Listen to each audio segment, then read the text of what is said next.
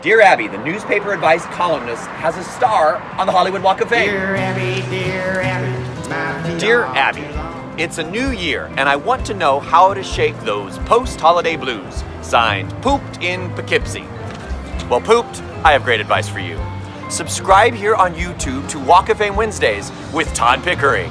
You'll be glad you did, and your year will be fantastic. Dear Abby is actually Pauline Phillips.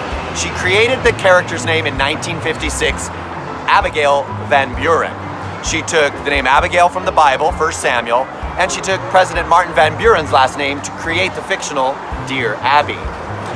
Strangely enough, just a few months before she created this column, her twin sister Eppie started writing the Ann Landers advice column, and they were rivals their whole life and were quite estranged. In the year 1987, the Chicago Tribune ran both of their columns. Ooh. You may notice Dear Abby has a star for radio because for 12 years, in the 60s and 70s, she had a radio show where she was the hostess, and it was written and produced by her daughter, Jean Phillips.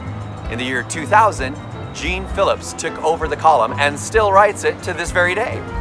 But my favorite Dear Abby bits of advice were her one-liners. For example, one man wrote in and asked, "How can I find out more about my family background?" And Dear Abby quipped, "Run for office."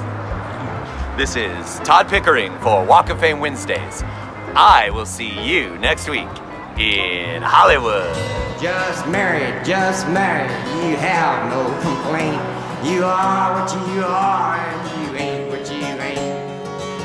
So listen up, Buster, and listen up good. In fact, in the year 1987, strangely enough, the And Dear Abby.